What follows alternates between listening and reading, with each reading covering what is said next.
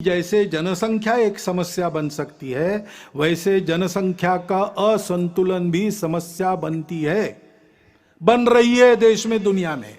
हम देख रहे हैं, सब लोग बोल रहे हैं। इसमें किसी के प्रति बुरा भाव नहीं रहता है। अरे इसलिए हमने एक 2015 में ही प्रस्ताव पास किया इसके बारे में। उस प्रस्ताव को मैं पढ़ के बताता हूं। जनसंख्या वृद्धि दर में असंतुलन की चुनौती। देश में जनसंख्या नियंत्रण हेतु किए गए विविध उपायों से पिछले दशक में जनसंख्या वृद्धि दर में पर्याप्त कमी आई है, लेकिन इस संबंध में अखिल भारतीय कार्यकारी मंडल का मानना है कि 2011 की जनगणना के पांथिक आधार पर किए गए विश्लेषण से विविध संप्रदायों की जनसंख्या के अनुपात में जो परिवर्तन सामने आया है, उसे देखते हुए जनसंख्या नीति पर पुनर्विचार की आवश्यकता प्रतीत होती है।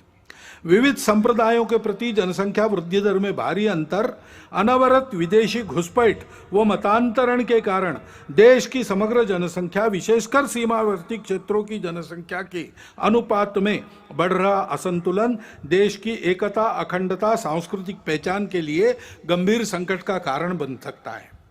विश्व में भारत उन अग्रणी देशों में था जिसने 1952 से ही जनसंख्या नियंत्रण के उपायों की घोषणा की थी, परंतु सन 2000 में जाकर ही वह एक समग्र जनसंख्या नीति का निर्माण और जनसंख्या आयोग का गठन कर सका। इस नीति का उद्देश्य सकल प्रजनन दर की आदर्श स्थिति को 2045 तक प्राप्त कर स्थिर व स्वस्थ जनसंख्या के लक्ष्य को प्राप्त करना था। ऐसी अपेक्षा थी कि अपने राष्ट्रीय संसाधनों और भविष्य की आवश्यकताओं को ध्यान में रखते हुए प्रजनन दर का यह लक्ष्य समाज के सभी वर्गों पर समान रूप से लागू होगा।